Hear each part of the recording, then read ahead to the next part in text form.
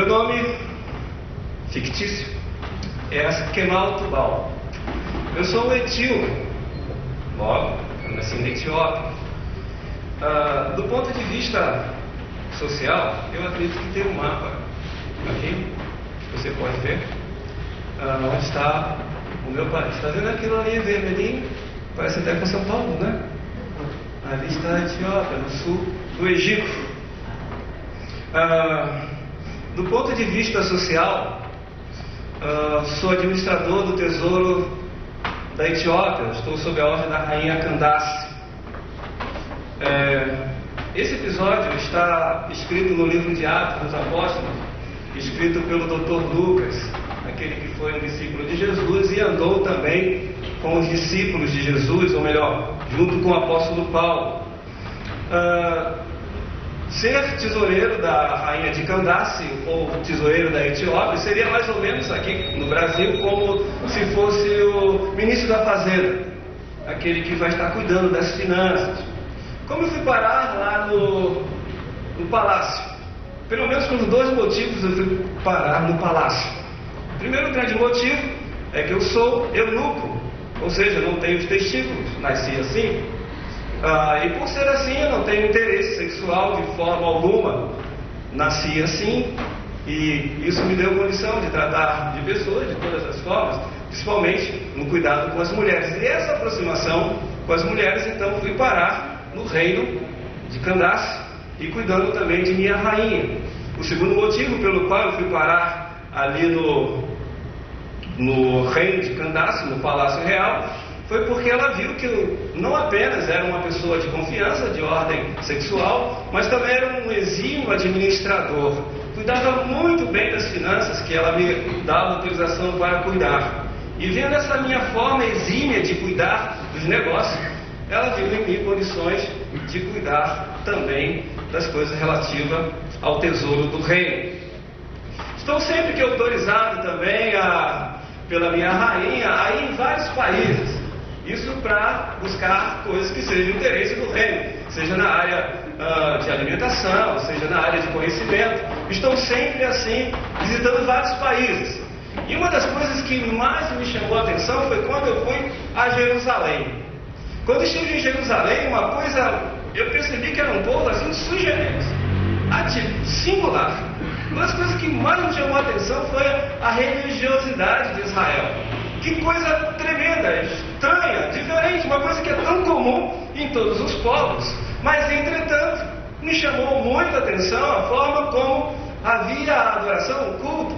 Por exemplo, eu cheguei lá num dia em que eles estavam festejando a Páscoa. Aquela multidão indo para Jerusalém, multidão. Eu estou procurando para ver qual é o Deus que eles estão adorando. Estou procurando ver se eles estão carregando alguma imagem. Rapaz, eu não vi imagem nenhuma. E indo de cultos em cultos, percebendo esse clima de adoração, de culto, eu fiquei intrigado. Quem é o Deus de Israel? Todas as nações do mundo pelas quais eu passei sempre carregavam uma imagem de adoração, mas o povo de Israel não. Como é que eles prestam culto a um Deus que eles não veem? Isso me intrigou profundamente. Não só essa questão da religiosidade também, mas também a questão da própria vida social. Eu percebi e vi que tudo era girado, tudo era norteado, tudo baseado nos escritos sagrados. Seja da ordem de relacionamento de pessoas para pessoas, seja naquilo que diz respeito à própria política, tudo baseado nos escritos sagrados. E isso me criou uma curiosidade. Eu quero conhecer esses escritos sagrados. Por que esse povo se baseia tanto nas escrituras? E então daí eu fui começando a procurar conhecer esse Deus de Israel. Quem é esse Deus de Israel? Comecei a tentar frequentar cultos. Bem, não dava para frequentar culto porque eu era estrangeiro. E dizia lá o escrito sagrado que um estrangeiro não poderia entrar ali no lugar de adoração. Mas mesmo assim, outra coisa que me chamou muita atenção foi o fato de que eles me tratavam, apesar de não me receberem no culto de adoração, por eu ser estrangeiro, mas mesmo assim eles me tratavam com muita delicadeza. Havia um texto escrito lá no livro da Torá, no Êxodo 23, versículo 9, que proibia a Israel tratar mal os estrangeiros. E o fundamento disso é porque eles haviam sido também estrangeiros no Egito. Então era proibido para Israel tratar mal os estrangeiros. Mas não só isso, eles cuidavam bem de mim assim também. Mas entretanto também uma coisa bem interessante, não é porque a minha pele é negra que eles me trataram diferente. Era coisa comum. E é bem interessante que esse termo Etiópia, né, que gera o termo etíope, foi um termo cunhado lá pelos gregos, cerca de 1000 anos antes de Cristo. Os gregos, quando viam os africanos, países de pele negra, os cidadãos de pele negra, eles chamavam de etíope, ou seja, cara queimada. Eles diziam assim, são os cara queimados, ou seja, são os etíopes. Todos eles que tinham assim, de pele negra, eles tinham esse tipo de tratamento. Mas, né, vingou. Mas não, a gente tem uma outra, um conterrâneo. Então, mesmo assim, eles não faziam diferença alguma comigo, eles me tratavam muito bem. Bem, então comecei a ler as Escrituras Sagradas. E lendo, me aprofundando cada vez mais nesse Deus de Israel, comecei a me apaixonar pelo Deus de Israel. Comecei a ficar encantado com tudo aquilo que eu via, com toda aquela devoção, com toda aquela fé, não, um Deus que eles poderiam apalpar, mas alguma coisa que eles tinham no coração que fazia com que eles pudessem então adorar ao Deus de Israel. E fui conhecendo o Deus de Israel, todo o cuidado que ele teve para aquele povo, mesmo nos momentos difíceis da vida deles, mas havia um cuidado muito grande do Deus de Israel. E de ler tanto os escritos sagrados dos israelitas, eu acabei me tornando um prosélito. E um dos dias mais felizes da minha vida era quando eu podia ir para Jerusalém. Me tornando um prosélito, um homem importante, eu consegui um espaçozinho lá no templo.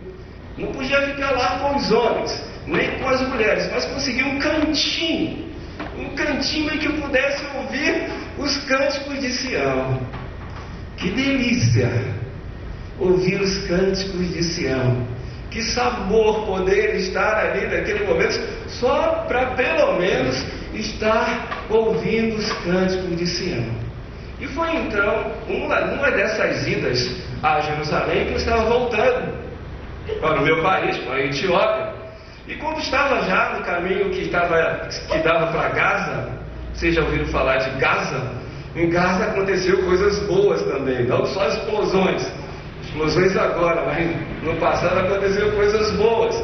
E eu estava lá, voltando lá da adoração, e de repente eu estou lendo um texto bíblico que fiquei muito intrigado com aquele texto bíblico, principalmente que havia um trecho que dizia que uma pessoa havia sido morta, mas ainda não tinha descendente. Isso tocou o meu coração, eu me identifiquei com ele, eu também não tenho descendente e nunca vou ter descendente. Mas o texto que eu estava lendo na minha carruagem era esse, assim, era o texto de Isaías. Ele foi levado como ovelha ao matadouro, e como cordeiro mudo, ele não abriu a sua boca. Em sua humilhação, foi privado de justiça.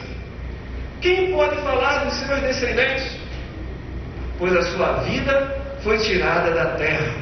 E no momento em que estou lendo esse texto, já ia com a carruagem batendo, amei tanto, consegui aquele texto bíblico, assim de forma especial, foi caro, mas valeu a pena. Estava lá lendo, trepidando lá na carruagem, de repente veio um homem correndo do lado da carruagem e falou assim para mim: você está entendendo o que você está lendo?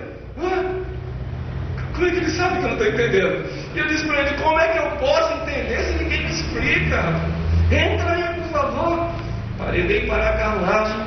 Aquele homem que se identificou como Filipe entrou e começou a me explicar. Abrir as Escrituras a partir desse texto. Eu disse: meu Senhor, por favor, diga-me, de quem o profeta está falando? Dele mesmo ou de um outro? Então aquele homem chamado Filipe começou a detalhar as Escrituras, a partir de começou a falar do amor de Deus, dos planos de Deus, começou a falar de Jesus, do plano de Deus que ele haveria de mandar o Messias, e esse Messias iria nos ensinar o caminho da perfeita comunhão com Deus, e começou a falar do cumprimento da profecia que se deu lá em Belém de Judá, aquele menino que nasceu na manjedoura, e a carruagem está indo, nós estamos indo, ele está me explicando, e começou a falar de Jesus, do cumprimento dessa profecia, de que ele havia morrido, mas antes de morrer, ele nos ensinou como nos relacionar melhor. Ele nos deu 12 grandes mandamentos: amarás o Senhor teu Deus de todo o teu coração, de toda a tua alma, de todo o teu entendimento, uma coisa que eu tenho procurado fazer. Mas ele falou também que Jesus falou: o segundo mandamento é como esse: amarás o teu próximo como a ti mesmo. E isso começou a bater no meu coração, e à medida que ele abria as Escrituras, falava desse Jesus, de como ele pregava, de como ele fazia a cura, de como ele cuidava dos necessitados, e como ele dava atenção mais aos carentes. Isso me encantou. E ele falava de Jesus abertamente, e o meu coração batia, sabe? Mais ou menos assim, estava faltando alguma coisa. Eu ia ao culto, eu ia à adoração, ia sempre que podia, tinha uma alegria de estar ali, mas eu sentia que estava faltando alguma coisa. Até que ele fala de Jesus, que ele estava ali porque Deus tinha mandado ele estar ali para pregar o Evangelho em qualquer lugar que ele estivesse. Ele não disse que havia um ide de Jesus, ide por todo mundo e pregar o Evangelho a toda criatura, ensinando-as a guardar, batizando-as em nome do Pai, do Filho e do Espírito Santo, ensinando-as a guardar todas as coisas que vos tenho mandado. Ele disse isso. E quando está dizendo isso, que eu estava já a caminho, nós estamos ainda bem distante da nossa origem, passando num lugar. Eu falei para ele: aqui tem água, aqui tem um rio, o que me impede de ser batizado? Aquele homem falou, Felipe falou: você tem o direito de ser batizado, é lícito você ser batizado, se você crê de todo o coração. Eu disse para ele: eu creio que Jesus Cristo é o Filho do Deus vivo. Então, ambos descemos as águas, e ele me batizou. Eu acredito que não existe experiência melhor na vida do que essa.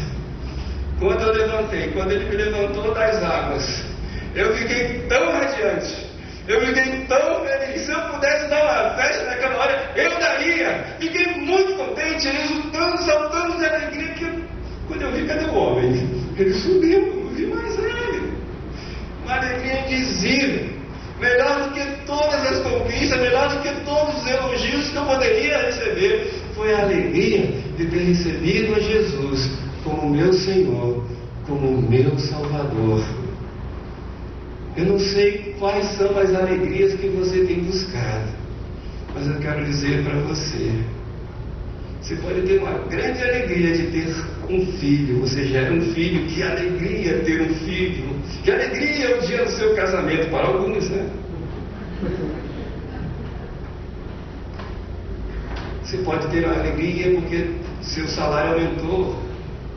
Você pode ter uma grande alegria porque aquilo que você sonhava, você alcançou. Você pode ter muita alegria porque sua sexualidade é excelente. E se você não tiver tudo isso, o que será da tua vida? Tem algo melhor, algo maior. Ainda que você não tenha todos os seus sonhos alcançados, ainda que você não tenha plena saúde assim, mas se você puder deixar Jesus entrar na sua vida, certamente é uma alegria indizível.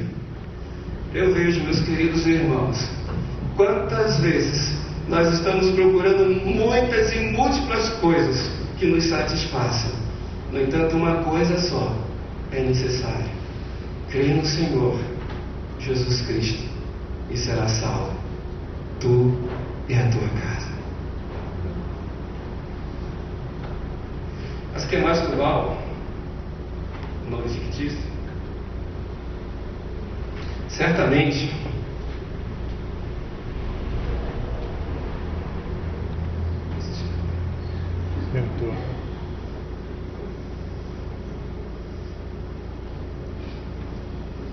certamente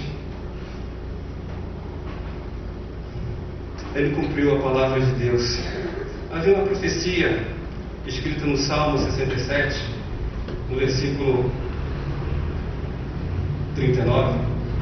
A Etiópia se adiantaria para levantar as suas mãos a Deus. Há registros históricos que a Etiópia, no tempo antigo, ouviu falar de Jesus. E até hoje existem algumas comunidades cristãs lá naquele lugar. Como existe comunidades cristãs? Quem foi que levou o Evangelho àqueles homens de lá? Certamente esse homem não podia comer. Ele ficou encantado com Deus de Israel. Mas ele ficou mais do que encantado quando encontrou-se com Jesus. Ele ficou transformado. E certamente muitos que vêm à casa de Deus, particularmente conheci um homem assim, ele dizia assim para mim: rapaz, quando eu vou à igreja, quando eu saio da igreja, eu me sinto tão leve. Ele não era cristão, era meu vizinho. Eu me sinto tão leve. E quantas pessoas também, vizinhas, dizem: tem umas músicas muito bonitas que vocês cantam, muito bonitas, muito legais, eu gosto muito delas. Certamente algumas pessoas, quando veem um cristão autêntico vivendo junto com a sua família, procurando viver em amor, em paz, e certamente existem pessoas que ficam encantadas com esse tipo de vida. Mas eu quero dizer a você, ouvinte da palavra de Deus, que quando você se depara com Jesus, você fica para lá de encantado, para lá de maravilhado. Certamente, se há um encontro verdadeiro com Jesus, você tem a sua vida transformada. E sabe como se passa do encanto à transformação? Naturalmente, quando eu busco a Deus de todo o meu coração. Aquele homem vinha de muito longe, ia da Etiópia até Jerusalém para adorar a Deus, porque ele havia aprendido que era lá em Jerusalém que se devia adorar a Deus. É claro que agora Jesus nos ensinou que não é apenas lá em Jerusalém, nem no Monte Gerizim, como pensava lá os samaritanos, mas em todos os lugares em que você estiver em espírito e em verdade, você pode adorar a Deus. Mas aquele homem teve uma paixão tão grande pelo Deus de Israel que ele não media a distância. E fico pensando, né? Como a gente ficou frio um pouquinho. Hoje está chovendo, não vou hoje à igreja.